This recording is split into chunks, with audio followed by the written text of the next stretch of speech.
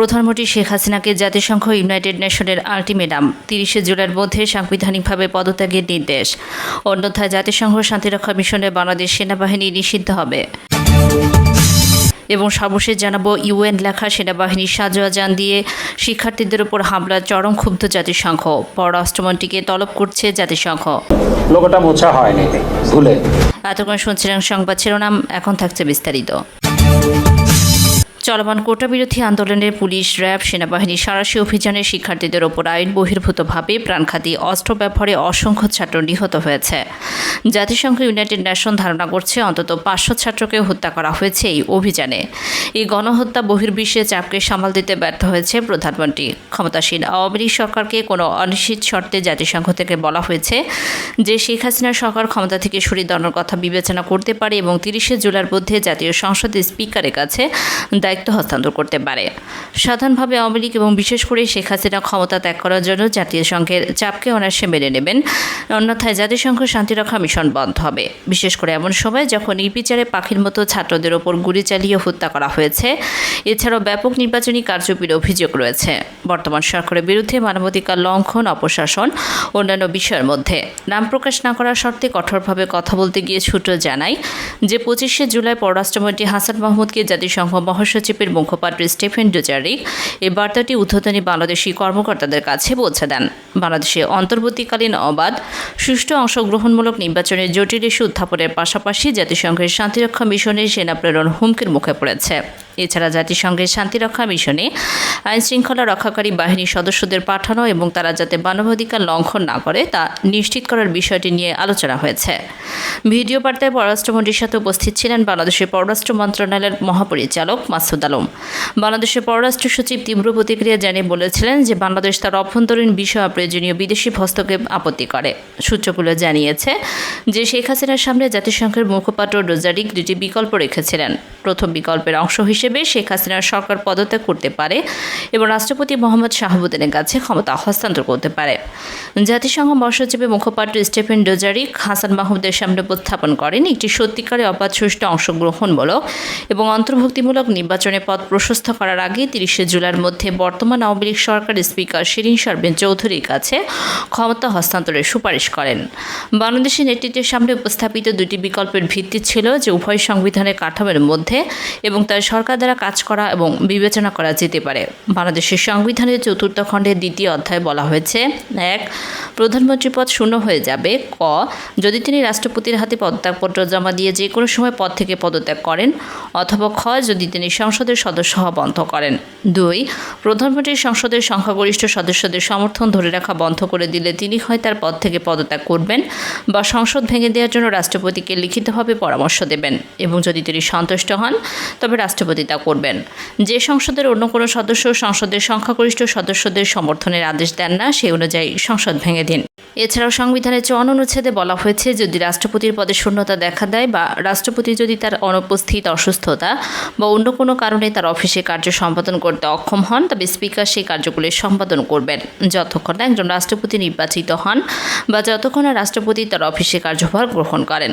যেমনটি হতে পারে গুরুত্বপূর্ণভাবে জাতিসংঘ মুখপাত্র দ্বারা ইঙ্গিত দেওয়া হয়েছিল যে দুটি বিকল্প মেনে চলতে ব্যর্থ হলে তবে পছন্দেরভাবে দ্বিতীয়টি প্রভাবশালী ব্যবসায়ী এবং রাজনৈতিক নেতা সহ বাংলাদেশি ব্যক্তিদের বিরুদ্ধে একের পর এক শক্তিশালী অর্থনৈতিক নিষেধাজ্ঞার দ্বারা অনুসরণ করা হবে। এছাড়াও জাতিসংঘ শান্তিরক্ষা মিশনের সেনাবাহিনী প্রেরণ বন্ধ ঘোষণা করা হবে।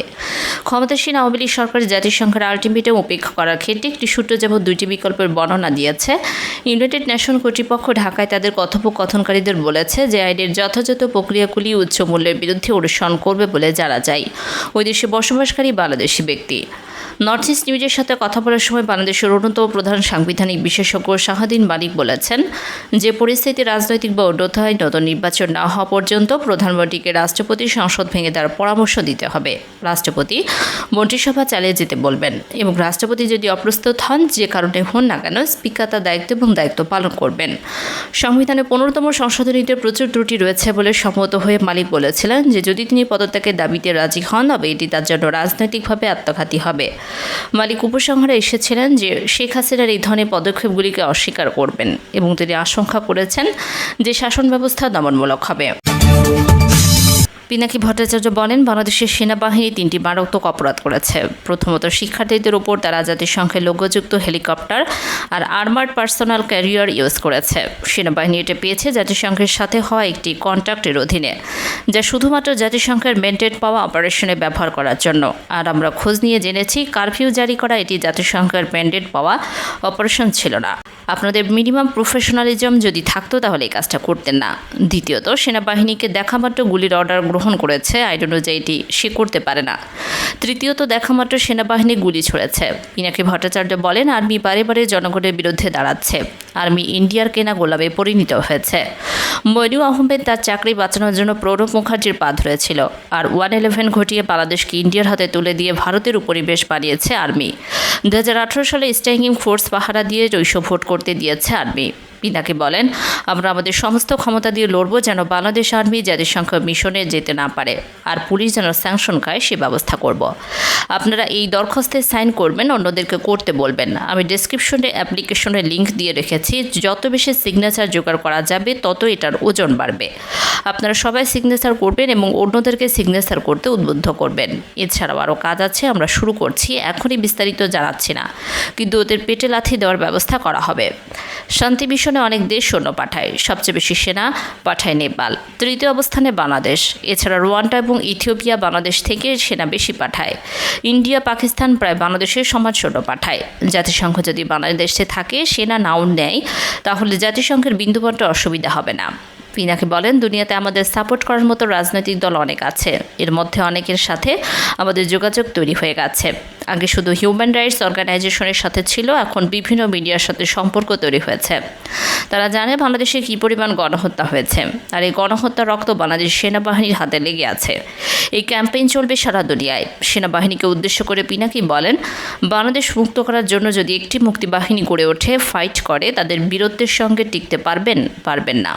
আমাদের লড়াই শুরু হয়ে গেছে। এই লড়াইকে আমাদের কাঙ্ক্ষিত লক্ষ্যে পৌঁছে দিতে হবে। এই লড়াই থামিয়ে দেওয়ার চেষ্টা হবে, কিন্তু কোনোভাবেই এই লড়াই থামানো যাবে না।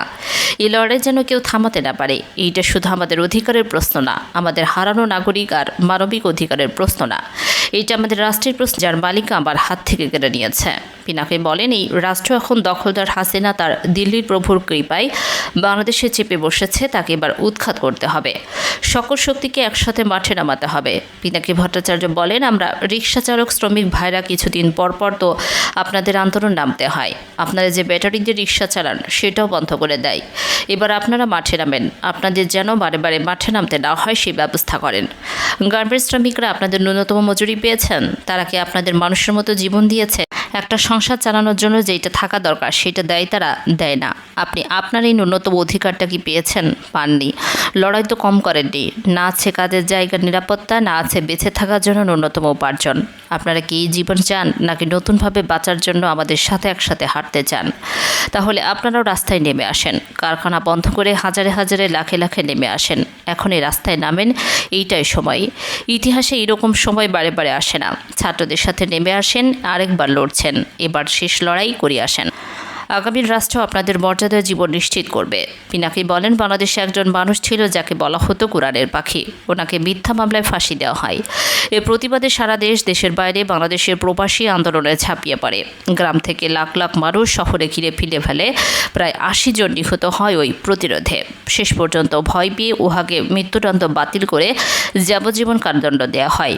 এরপর অনেকদিন পরে ওনাকে বিনা চিকিৎসায় মেরে ফেলা হয় এবং সাবেক ছাত্রলীগের মাধ্যমে।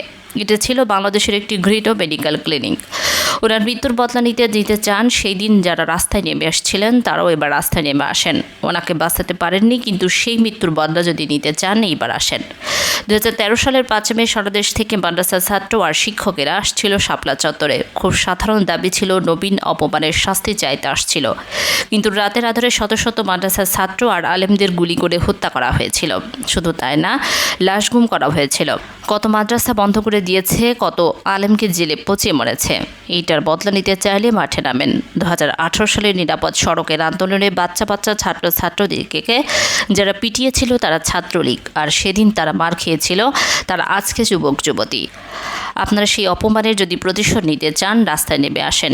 বিএনপি জামায়াতের নেতাকর্মীকে কি অকথ্য নির্যাতন চালানো হয়েছে। বাড়িঘরে থাকতে দেয়নি, বাড়িঘর ভেঙে ফেলা হয়েছে। ছাদের ওপর থেকে ফেলে দিয়ে পেরেছে। লাখে লাখে দেশ ছাড়া হয়েছে, গুম করেছে, খুন করেছে। তাদের পরিবাররা নেমে আসেন। হাসিনার বাপের জন্মশতবর্ষ পালনে মোদি এসেছিল বাংলাদেশে। কসাই মোদির আগমনের প্রতিবাদে ফেটে পড়েছিল পাখির মতো গুলি করে কত মানুষ মেরেছে দিল্লির দাসী হাসিনা। ওই সময় যাদের পরিবার আহত হয়েছে, নিহত হয়েছে, মামলা খেয়েছে, তাদের পরিবার নেমে আসেন। বায়তুল মোকাররমে নামাজ পড়তে যান, দেশের জাতীয় মসজিদ ইবাদত বন্দিগির করতে যান। ওই মসজিদে রক্তের প্লাবন বয়ে দিয়েছে হাসিনা। মসজিদের সামনে পুলিশ সবসময় পাহারা দেয়। আমাদের বায়তুল মোকাররম হয়ে উঠেছে আরেকটি ফিলিস্তিন মসজিদের মতো। আল আকসার সামনে যেভাবে ইসরায়েল সেনা পাহারা দেয়।